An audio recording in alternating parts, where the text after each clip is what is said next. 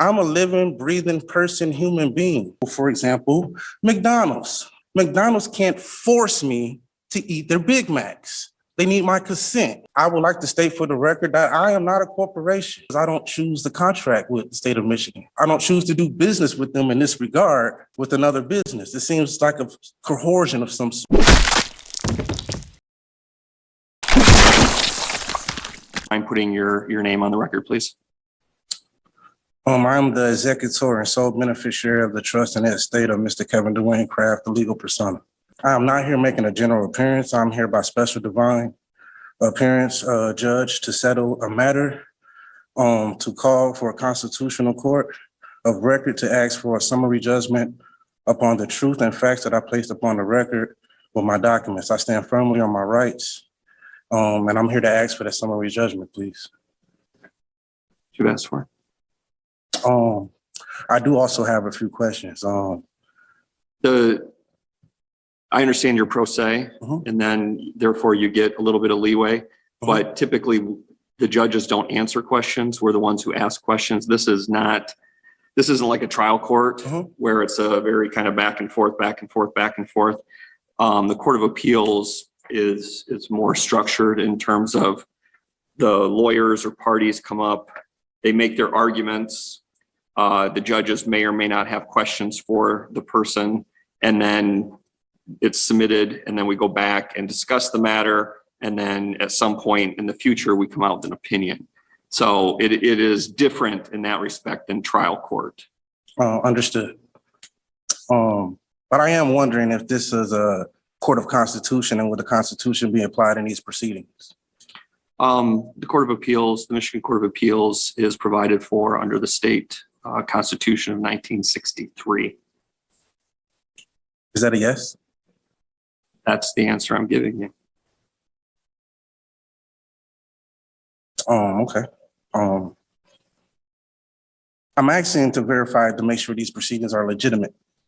The Constitution has two jurisdictions: common law, admiralty law, or maritime tribunal. And I'm asking in which context would this court try to enforce jurisdiction on me? We're acting under the state Constitution of Michigan of 1963.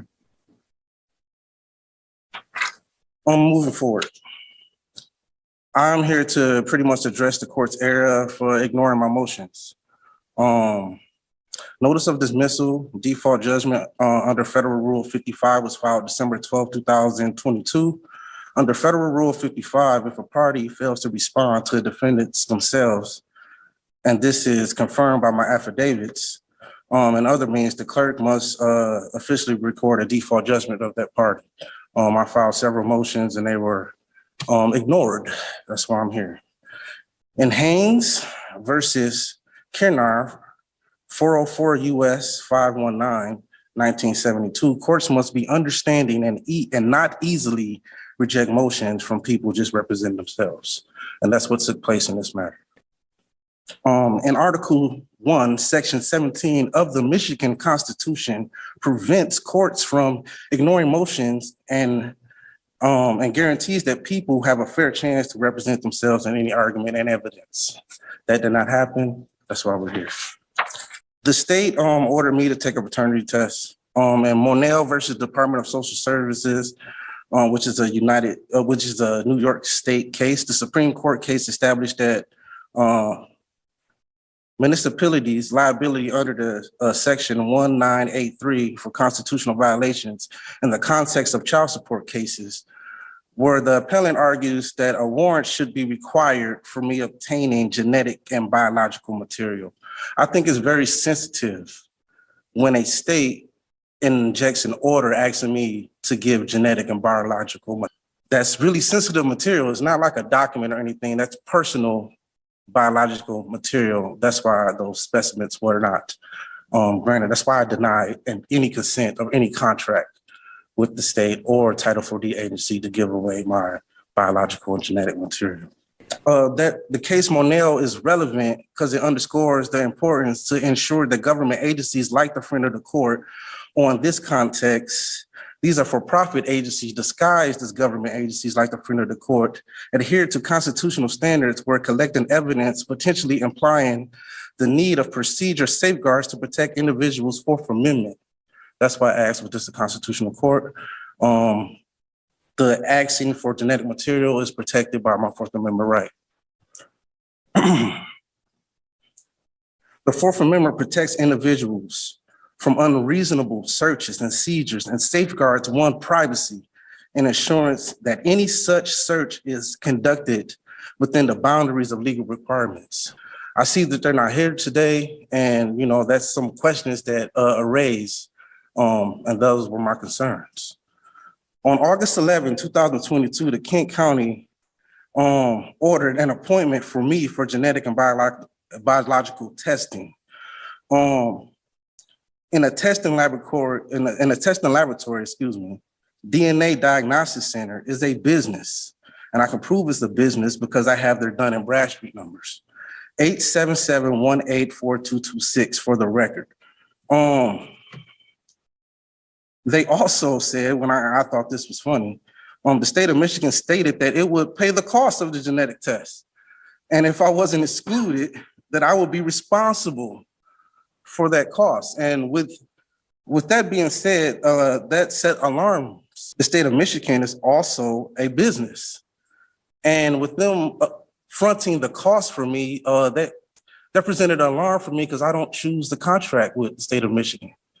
I don't choose to do business with them in this regard with another business. It seems like a coercion of some sort for them to upfront the cost if I was going to be responsible. I do not consent to that business arrangement. The state, they failed to show a promissory note of a contract of any sort. I submitted documents, notice to the court to demand dismissal for lack of jurisdiction, demanded to see an open court evidence of personal and subject matter jurisdiction, and notice of court to refusing to appear voluntary. And I do not accept the offer to contract, and I do not consent to these proceedings. That affidavit or notice to motion was submitted on November 28th, 2022. So again, I'm just bringing up the point that I submitted numerous of documents asking for clear evidence or asking for due process, also asking for quite frankly, to be transparent with what's happening. And I believe I deserve the right to see in writing what gives them the authority and what contract am I entering. In Burns 322 BR 719, a creditor must provide proper documentation such as a promissory note, contract to substantiate a debt or court claim. They did not. More documents I filed. Affidavit inserting corporate nature of government entities. I submitted that document because I'm concerned that these are for-profit businesses disguised as government agencies. I have proof. Kent County Court, Dun Bradstreet number for the record, 152906082. Kent County Friend of the Court, Dun Bradstreet number, 6088333133. State of Michigan, Dun Bradstreet number, 504698428. These are businesses.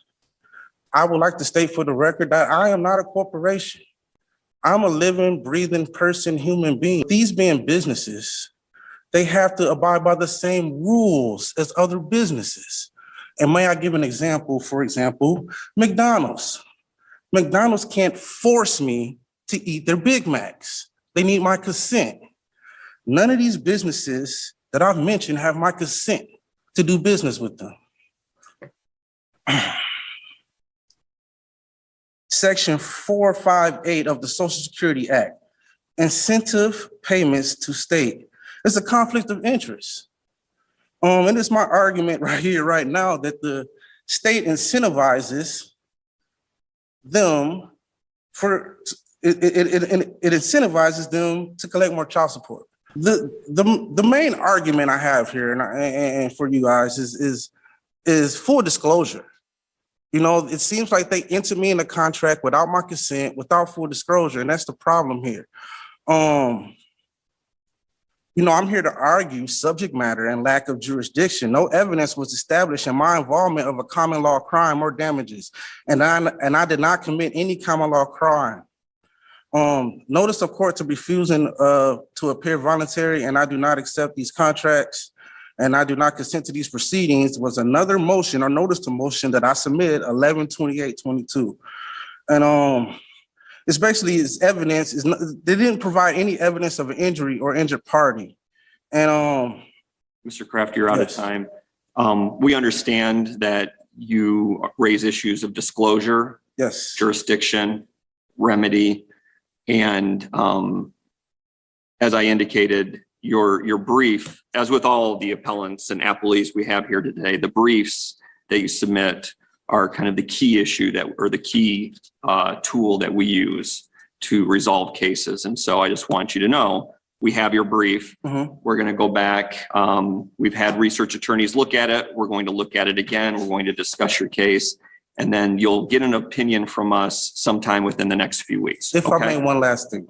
You've got, you can do it in 20 seconds. I can. The government must prove charges beyond a reasonable doubt with clear evidence, especially when making the claims against someone. And I'm asking you guys right here, right now, they did not provide any evidence against me. And I would ask you to dismiss this without